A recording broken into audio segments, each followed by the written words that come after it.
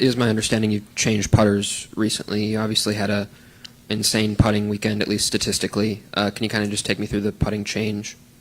Yeah, I was at the studio a few months ago, and I was with Paul Vazenko there, and he was. I just told him I kind of wanted like a little bit of a change. It's like the exact same putter, but just like a cooler paint job and a different finish. And I don't know what it is about this thing, but it feels way better than any of the other. Because I have like 4 of the same shape putter, all with different like finishes and metals or whatever. But this one has a special feeling to it, and I guess now it's definitely the one that I'm going to stick with. But yeah, I made that change I think right before Torrey maybe, and yeah, I've putted really honestly pretty well for majority of the year I feel like, and then this weekend was ridiculous how many putts went in, but yeah, that one's here to stay for sure. Max, we're here. Congratulations. I was just curious about your chemistry with Joe LaCava Jr. and just how you feel he's helped you this week and also this entire season.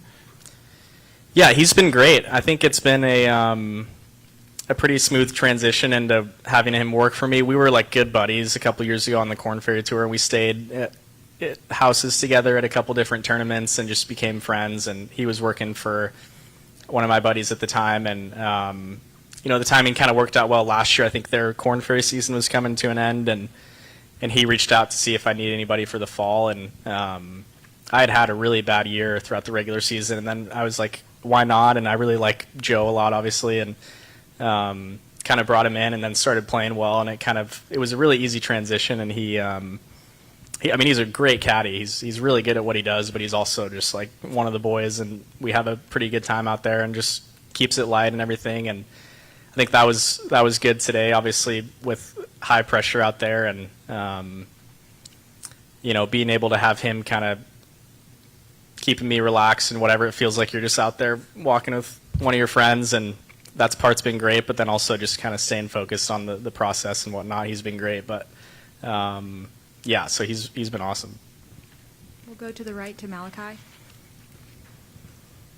In order to help you win, since you've been in the Palm Beaches, have you found a favorite restaurant and or what favorite foods caused you to propel into the winner's box? Yeah, I've actually gone to the butcher's shop place like 4 out of the last 5 nights in the lobby over here. I think that's what it's called. But it's really good. It's like a nice steakhouse, and I haven't really left the hotel much because I've had that good food, but I haven't really been out and tried much of the local food. I've been going to the Soul Good place for breakfast quite a bit. I went there today, and that place was really good, and probably maybe go back to that butcher's shop. But yeah, it's a lot of good food in the area, but fortunate to find that place here. Congratulations. Oh, sorry, did he have? We'll do one more. I was just wondering, the putt on 18 on Friday, the 5-footer. Do you remember the read?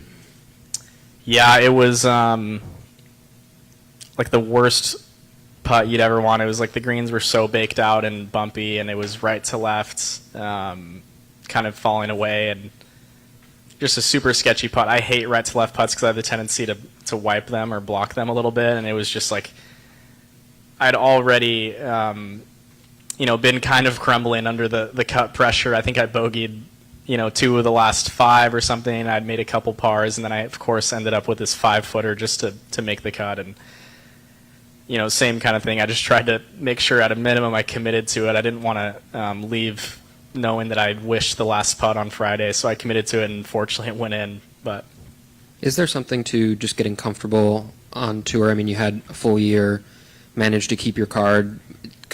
Was it noticeable how differently you felt entering, another year? I think so. The comfort level is there for sure. I mean, I think, having been to all these places once before, and then you just, as the year goes on, you meet guys, and I haven't met a ton of guys out here, but have made enough friends to where it feels, and you just you see the same people every week, so you just have a little bit more of that comfort than I think as a rookie. But yeah, so this year has been nice. I obviously haven't really been playing well at all until pretty much this week. And but yeah, it feels much more comfortable, and I've obviously already been to all the places. So second year has been a little bit more easy than the rookie year, but yeah, now especially, I guess. We'll go to Ira on the right. Thank you. Congratulations. Thank you. There was a moment on today when there was a four-way tie for the lead, and it could have been a five-way tie. And other golfers, with great backgrounds, made mistakes, and you didn't make any mistakes. And what was your mindset in not making that mistake, and really actually even 17 getting that birdie to give yourself that distance? Yeah, absolutely. I felt like, at the start of the day, I was in a pretty focused state of mind where, I had a lot of clarity on what I was trying to do with my golf game. And on the first couple holes, I saw some pretty nice shots and just kind of was able to draw okay, when I focus on this, I'm going to get this result. And,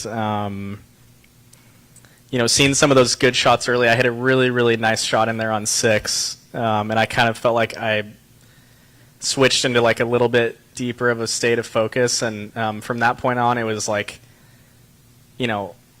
let's just try to do that on every shot and not get ahead of ourselves, because I have a bad tendency to start thinking, ahead or thinking about what other guys are doing. And, a lot of big names obviously up on that board, and knowing that there's a lot of great accomplished players that are, right around the same score. And I saw Russell Henley was under early, I think, and I was playing it so good, and I think I was at 14 under and he was at 17. I was like, how am I going to catch these guys? And, was able to just stick with it. And I mean, the putter for sure saved me. I mean, every part of my game was really good today, but I made a lot of long putts. So those are just stuff, that doesn't really happen too often, especially on greens like this. But yeah, I felt like I was just really into my stuff and was clear on that. And so I was able to kind of block out, any of the distractions that usually would get in the way. Because, even the 15th hole, it's not that hard of a hole, but you have all this potential trouble that makes it so much more difficult mentally. But I felt like I was in a really good place to where I knew kind of what to focus on, and was able to kind of manage the mistakes. And, the up and down on 14 was really big as well, just not dropping a shot, because every shot is, the same as any other one. So it was nice to save that. And, yeah. All right, we'll go last one right here with Malachi. Well, you are a winner. So why are you going to return next year, if you're going to return? To this tournament? Yes, absolutely. Oh, 100%. Yeah, this is one of my favorite tournaments, regardless. I missed the cut last year and still couldn't wait to come back. But now, especially after it, being my first win, it still doesn't really feel real. But this place is pretty special, and I absolutely love everything about the tournament, regardless of how I've played. So, yeah, really excited to come back here, hopefully for years to come. Great. Thank you for the time, Joe. Congratulations. Thank you so much.